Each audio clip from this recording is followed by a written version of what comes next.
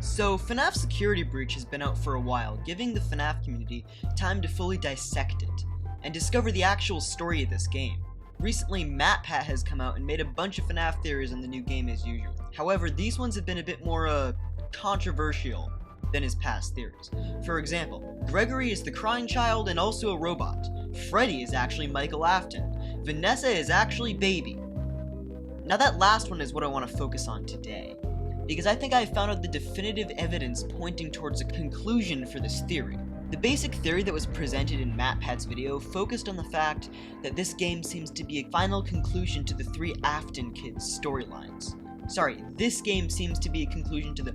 Okay, there we go. This game seems to be a conclusion to the three Afton kids' storylines. Then he points out a whole slew of Easter eggs in the game that strengthens the Baby and Vanessa connection. First off, the end screen. The theory goes that both Gregory and Vanessa are connected to the Afton kids via their ice cream. Saying that out loud just sounds so dumb. Anyway, Gregory eating a bear-shaped ice cream with part of the head bitten off calls back to his death getting chomped by Fredbear. Vanessa eating a regular ice cream cone with a cherry on top calls back to the moment where Elizabeth Afton was offered an ice cream by Baby and then brutally murdered by the animatronic. We learn from the hidden cassette tapes that Vanessa's dad's name is Bill A. I've read through all your files, so I feel like we've been talking for weeks. I feel like I know your dad, too.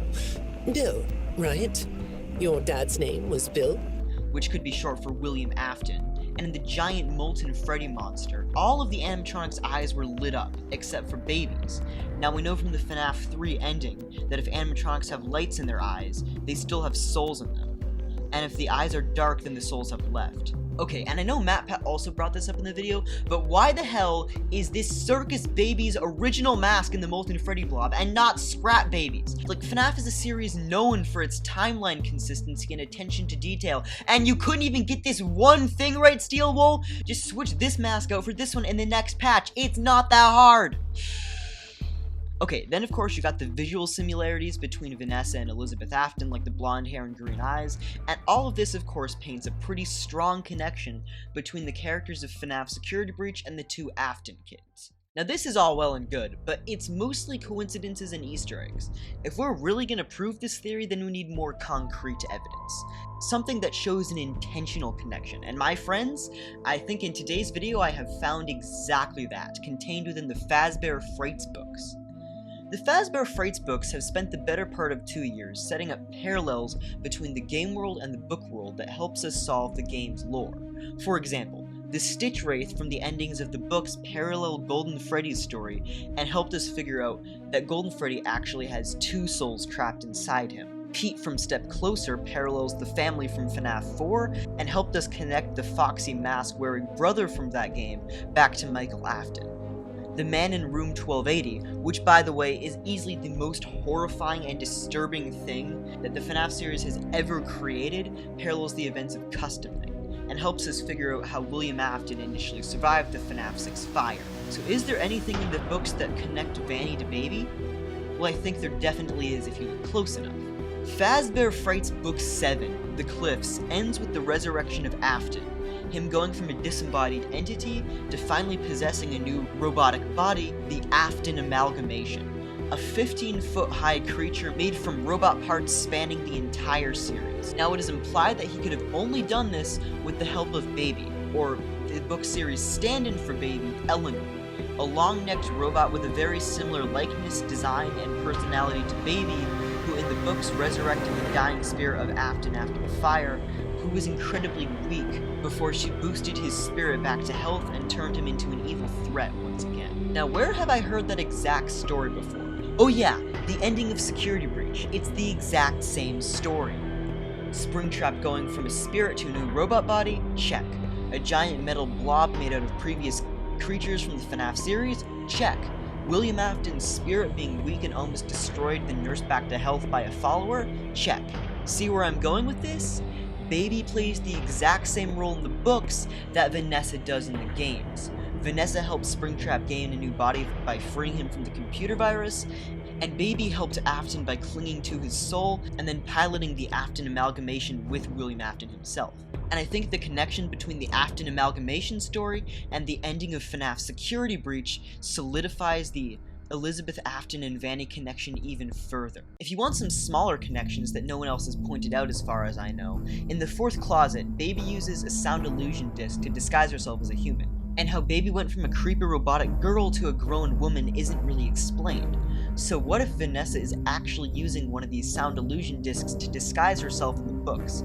These illusion discs are known to make a high-pitched ringing sound, and what do we hear every time Vanny walks past in the games?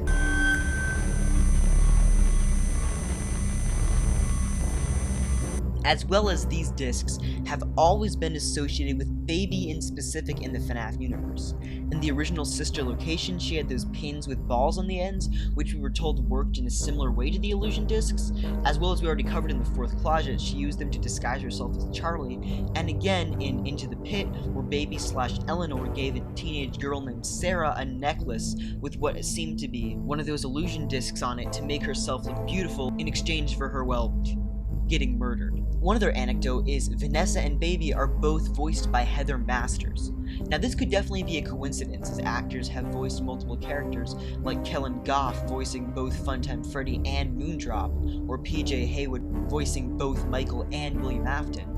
And I'm sure Scott & Co. wouldn't want to hire new voice actors for every character, and make existing voice actors work where they can, but if it isn't necessarily that, then I think it's still definitely something interesting to point out. Okay, so if I do turn out to be right about this theory, well, it's not really my theory, it's more MatPat's theory. I think I just found some more evidence. Anyway, do I think Baby and Vanessa being one and the same is good for the FNAF story? Hell no! The past few games have really been messing with the FNAF lore in ways they shouldn't, and I don't understand why Scott or Steel Wool, or whoever's calling the shots nowadays, feel like they need to keep bringing back the same family of characters over and over and over again, and then force them into the game in the most awkward and dumb ways possible. This whole thing feels super tacked on to the main storyline and not natural at all. Gregory being a robot of the crying child is dumb, Vanessa being a robot of Elizabeth Afton is dumb, William Afton coming back out of nowhere after he was killed off in one of the most badass monologues ever. For most of you, I believe there is peace, and perhaps more, waiting for you after the smoke clears. Although for one of you, the darkest pit of hell has opened to swallow you whole. So don't keep the devil waiting, friend. It's really freaking dumb. The continued revival of the Aftons game after game is pulling the entire storyline down with it and discrediting a game series that is infamous for having one of the most thought out and well-planned lore in video game history. In my opinion, all of the Afton stories ended and were 100% complete after FNAF 6, and that's where they should have stayed. Later installments should have drawn from the book lore that Fazbear Fright set up, and not continue to drag out the Afton stories, and just tack this stuff onto the main series in a way that feels so forced. FNAF can continue on, and I will keep talking about it because I love these games, but the Afton storyline is getting absolutely ridiculous in my opinion, and it needs to end after FNAF Security Breach. So thanks for watching the video, and if you liked the video and actually made it that far, then please click the subscribe button, the like button, comment to boost all the engagement, watch time, and other stuff I just pretend not to care about.